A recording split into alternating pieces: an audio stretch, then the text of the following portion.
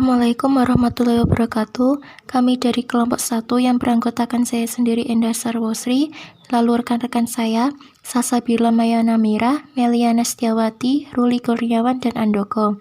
Di video kali ini kami akan menyampaikan hasil diskusi kami mengenai data flow diagram.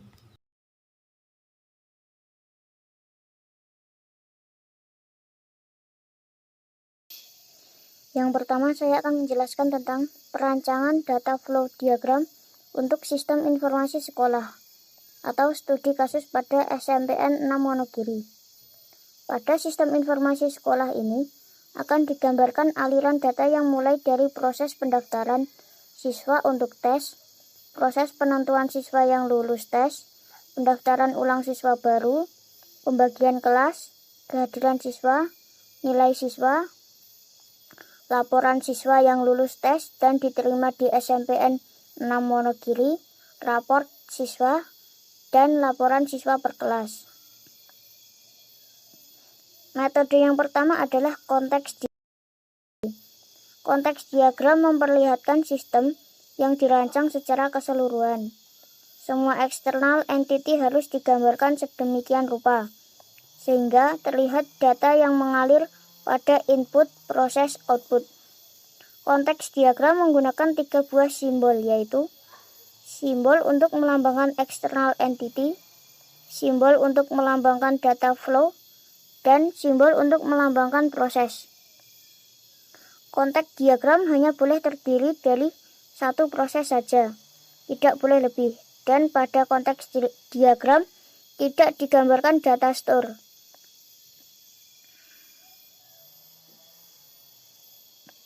Proses pada konteks diagram biasanya tidak diberi nomor. Diagram ini adalah diagram level tertinggi dari DFD yang menggambarkan hubungan sistem dengan lingkungan luarnya.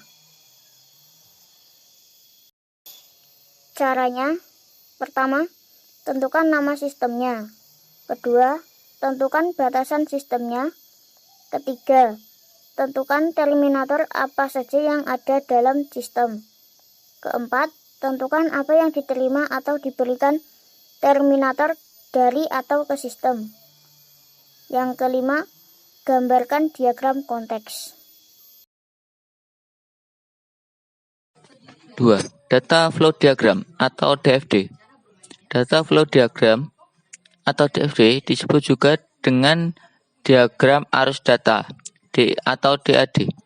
DFD adalah suatu model logika data atau proses yang dibuat untuk menggambarkan dari mana asal data dan kemana tujuan data yang keluar dari sistem. Di mana data disimpan, proses apa yang menghasilkan data tersebut, dan interaksi antara data yang tersimpan dan proses yang dikenakan pada data keluar. DFD yang di dalam bahasa Indonesia disebut dengan diagram arus data. Memperlihatkan gambaran tentang masukan, proses, keluaran dari suatu sistem atau perangkat lunak, yaitu objek-objek data mengalir ke dalam perangkat lunak, kemudian ditransformasi oleh elemen-elemen pemroses, dan objek-objek data di hasilnya akan mengalir keluar dari sistem atau perangkat lunak. Objek-objek data dalam penggambaran DFD biasanya diserasikan menggunakan tanda panah berlabel, dan transformasi biasanya dipresentasikan menggunakan lingkaran-lingkaran yang sering disebut sebagai gelombang-gelombang. DFD pada dasarnya digambarkan dalam bentuk hierarki. Yang pertama sering disebut sebagai DFD level 0, yang menggambarkan sistem secara keseluruhan, sedangkan DFD atau DFD berikutnya merupakan pengeluaran dari DFD sebelumnya. DFD menggunakan elemen buah simbol, yaitu semua simbol yang digunakan pada CD ditambah satu simbol lagi untuk melambangkan data store. Ada dua teknik dasar pengembangan simbol DFD yang umumnya dipakai. Pertama adalah gain insertion, sedangkan yang kedua adalah your and the Marceau. Perbedaan yang mendasar pada teknik tersebut adalah lambang dari simbol yang digunakan. Gain insertion menggunakan lambang sebagai 4 dengan ujung atas tumpul untuk menggabungkan proses dan menggunakan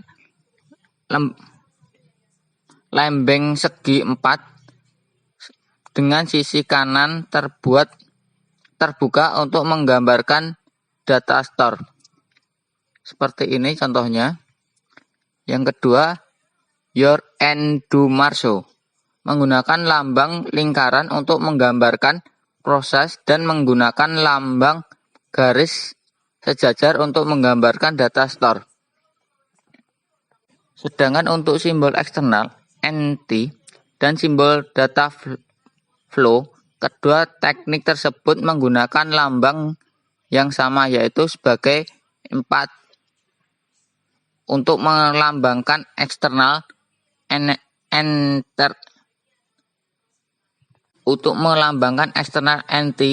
dan anak panah untuk melambangkan data float. Seperti ini gambarnya. Selanjutnya adalah kegunaan masing-masing simbol pada data flow diagram atau DFD.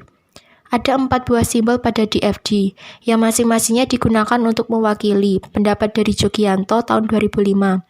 Pertama adalah external entity, kesatuan luar atau boundary, batas sistem. Digunakan untuk menyatakan suatu kantor, departemen atau divisi dalam perusahaan tetapi di luar sistem yang dikembangkan. Atau orang, sekelompok orang di organisasi tetapi di luar sistem yang sedang dikembangkan. Suatu organisasi atau orang yang berada di luar organisasi, misal langganan, pemasok, sistem informasi, yang lain di luar sistem yang sedang dikembangkan. Sumber asli suatu transaksi, penerima akhir dari suatu laporan yang dihasilkan oleh sistem. Kedua, data flow atau arus data. Digunakan untuk menunjukkan arus dari data yang dapat berupa masukan untuk sistem atau hasil dari proses sistem. Arus data sebaiknya diberi nama yang jelas dan mempunyai arti. Di dalam menggambarkan arus data di DFD perlu diperhatikan beberapa konsep berikut. Konsep paket dari data, packet of data. Bila 2 atau lebih data mengalir dari suatu sumber yang sama ke tujuan yang sama, maka dianggap sebagai suatu arus data tunggal. 1. Konsep arus data menyebar atau diverging data flow menunjukkan sejumlah tembusan dari arus data yang sama dari sumber yang sama ke tujuan berbeda. 2. Konsep arus data mengumpul atau converging data flow menunjukkan beberapa arus data yang berbeda bergabung bersama-sama menuju ke tujuan yang sama. 3. Konsep sumber dan tujuan arus data. Semua arus data harus dihasilkan dari suatu proses atau menuju ke suatu proses. Selanjutnya yaitu proses. Digunakan untuk menunjukkan kegiatan atau kerja yang dilakukan oleh orang, mesin, atau komputer dari hasil suatu arus data yang masuk ke dalam proses untuk dihasilkan arus data yang keluar dari proses. Suatu proses harus menerima arus data dan menghasilkan arus data.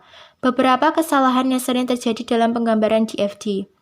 1. Proses mempunyai input tapi tidak menghasilkan output. Kedua, proses menghasilkan output tapi tidak pernah menerima input. Yang terakhir adalah data store atau simpanan data. Digunakan untuk menunjukkan simpanan dari data yang dapat berupa suatu file atau database di suatu komputer, suatu arsip atau catatan manual, suatu kontak tempat data di meja seseorang, suatu tabel acuan manual, suatu agenda atau buku. Beberapa hal yang perlu diperhatikan dalam menggambarkan suatu simpanan data. 1. Hanya proses saja yang berhubungan dengan simpanan data. 2. Arus data yang menuju ke simpanan data dari suatu proses menunjukkan proses update. Proses update berupa menambah atau menyimpan record atau dokumen baru ke dalam simpanan data, menghapus record atau mengambil dokumen dari simpanan data, mengubah nilai data di suatu record atau dokumen yang ada di simpanan data.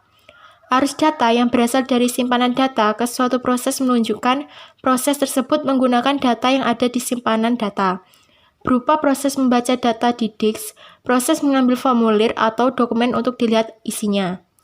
Yang terakhir adalah untuk proses update sekaligus proses baca, maka dapat digambarkan menggunakan satu garis dengan anak panah yang mengarah ke dua sisinya secara berlawanan arah atau menggunakan arus data terpisah. 4. Cara menggambarkan DFD. Pedoman penggambaran DFD dapat mengikuti langkah berikut ini. A. Identifikasi eksternal entity. B.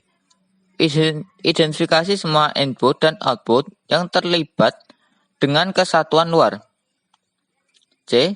Gambarlah terlebih dahulu semua diagram konteks diagram, top level diagram, konteks selalu mengandung satu dan hanya satu proses saja. D.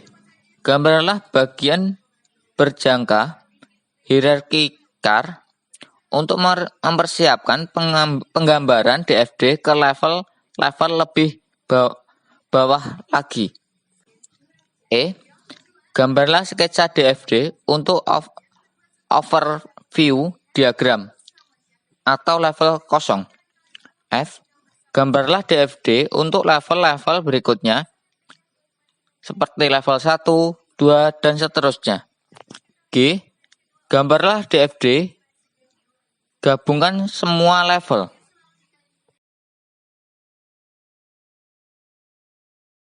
Dari gambar satu konteks diagram sistem informasi sekolah, maka dapat diambil penjelasan yaitu aliran sistem informasi, pendaftaran, dan pembuatan raport dapat dilihat pada uraian sebagai berikut.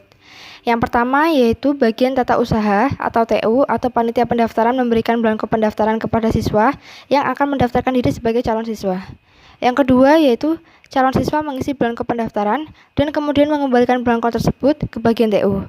Lalu dilakukan pendataan dan seleksi secara manual sehingga diperoleh hasil seleksi calon siswa tahap 1 dan dibuatkan pengumuman pendaftaran ulang. Yang ketiga yaitu dari proses daftar ulang akan dihasilkan daftar siswa yang telah daftar ulang dan daftar siswa yang mengundurkan diri. Yang keempat yaitu dari kuota calon siswa yang mengundurkan diri akan dilakukan seleksi kembali untuk daftar ulang tahap 2 dan diumumkan kepada calon siswa. Yang kelima yaitu bagi calon siswa yang lulus seleksi tahap 2, maka akan menjalani proses daftar ulang tahap 2 dan dihasilkan laporan siswa lulus seleksi tahap 2 yang akan digabungkan dengan laporan siswa lulus seleksi tahap 1. Lalu dibuatkan laporan daftar siswa yang diterima pada tahun ajaran ini, kemudian diberikan kepada kepala sekolah untuk dilakukan pengesahan. Yang keenam yaitu lalu diserahkan kembali kepada TU dan dilakukan pembagian lokal oleh TU yang dilanjutkan dengan pengesahan oleh kepala sekolah dan diserahkan kembali kepada TU. Hasil ini satu rangkap diarsipkan oleh TU dan satu rangkap lagi diberikan kepada wali kelas.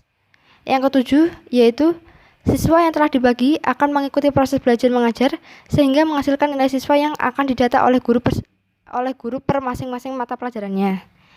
Yang kedelapan yaitu nilai siswa diberikan oleh setiap guru bidang studi kepada wali kelas, lalu wali kelas melakukan pendataan terhadap nilai siswa yang menghasilkan laporan ledger nilai siswa, lalu memberikannya kepada TU. Yang kesembilan yaitu wali kelas membuat raport nilai siswa berdasarkan ledger atau menyerahkannya kepada kepala sekolah untuk disahkan lalu mengembalikannya kepada wali kelas. Yang 10 yaitu wali kelas mengarsipkan rapor tersebut sebanyak satu rangkap, sedangkan satu rangkap lagi diserahkan kepada siswa. Penggambaran DFD untuk kasus di atas sesuai dengan pedoman yang disarankan, maka terlebih dahulu ditentukan external entity yang terlibat yaitu TU atau panitia pendaftaran, siswa, guru bidang studi, wali kelas, dan kepala sekolah. Langkah berikutnya adalah menentukan input atau output data untuk masing-masing internal entity yaitu TU atau panitia pendaftaran memberikan input dan menerima output, Siswa hanya menerima output saja, guru bidang studi memberikan input dan menerima output. Wali kelas memberikan input dan menerima output, kepala sekolah memberikan input dan menerima output. Langkah berikutnya menggambarkan bagan berjenjang atau hierarchy chart. Dapat dilihat pada gambar 2. Dari gambar 2, bagan berjenjang sistem informasi sekolah dapat diambil penjelasan, yaitu sistem ini terdapat 5 buah kelas turunan dari superkelas diantaranya pengguna, pendaftaran, intern, akademik, dan laporan. Pada proses pendaftaran terdapat beberapa sub-sub proses, yaitu daftar, seleksi, dan daftar ulang. Untuk kelas turunan intern terdapat 7 sub-sub menu diantaranya kelas atau jurusan, pembagian kelas, mata pelajaran, guru, jadwal, daftar ulang lama, dan tata usaha. Selanjutnya pada kategori akademik terdiri dari siswa, kehadiran, dan nilai. Sedangkan pada laporan terbagi menjadi beberapa bagian diantaranya laporan siswa diterima, rapor siswa, laporan nilai mata pelajaran, dan lab siswa kelas. Oke, langkah berikutnya menggambarkan sketsa DFD untuk overview diagram level 0 yang berisikan proses nomor 1, 2, 3, 4, dan 5. Dapat dilihat pada gambar 3 bahwa DFD level 0 ini hanya dicermati bahwa semua external entity dan data flow yang terlibat pada connect diagram harus muncul kembali karena DFD level 0 adalah overview diagram. Gambarnya berada di bawah ya teman-teman. Lalu, pada kasus ini, sesuai dengan bagan berjenjang yang ada pada gambar 2, terlihat bahwa hanya diperlukan pengembangan sampai DFD level saja. DFD level 1 untuk proses nomor 2 berisikan subproses dengan nomor proses 2.1, 2.2, dan 2.3.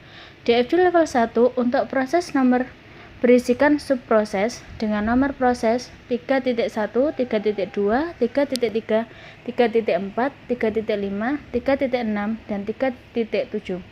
DFD level 1 untuk proses nomor 4 berisikan subproses dengan nomor proses 4.1, 4.2, dan 4.3. DFD level 1 untuk proses nomor 5 berisikan subproses dengan nomor proses 5.1, 5.2, 5.3, dan 5.4. Semua DFD level 1 ini harus digambarkan seluruhnya, external entity yang digambarkan pada masing-masingnya sesuai dengan kebutuhan masing-masing level tersebut. Contoh, pada DFD level 1 untuk proses nomor 2 hanya diperlukan external entity TU atau panitia pendaftarannya saja, sedangkan yang lainnya tidak terlibat dan tidak perlu digambarkan. DFD level 1 untuk proses nomor 1 tidak perlu dibuatkan karena proses tersebut tidak memiliki turunan. Proses ini disebut proses yang primitif. Langkah terakhir adalah membuat DFD gabungan semua level. Yang digambarkan hanyalah proses-proses yang tidak ada lagi turunannya. Sesuai dengan diagram berjenjang yang telah dibuat, terlibat bahwa proses yang primitif adalah proses dengan nomor 1, 21, 22, 23, 31, 32, 33, 34, 35, 36, 37, 41, 42, 43, 51, 52, 53, dan 54. Simpulan. Berdasarkan uraian dari tahap-tahap sebelumnya, dapat disimpulkan bahwa data flow diagram dapat digunakan untuk menggambarkan sistem informasi sekolah yang diterapkan di SMP Negeri 6 Wonogiri sehingga terlibat aliran data yang digunakan untuk kebutuhan input, proses, maupun output. Hal ini memudahkan untuk berkomunikasi sistem yang dirancang kepada pengguna lainnya. DFD pada sistem informasi sekolah ini juga memperlibatkan bahwa sistemnya terdiri dari subsistem yang saling berhubungan. Terima kasih. Sekian yang dapat kami sampaikan, kurang lebihnya kami mohon maaf, dan semoga video ini dapat menambah wawasan dan pengetahuan kita semua. Wassalamualaikum warahmatullahi wabarakatuh.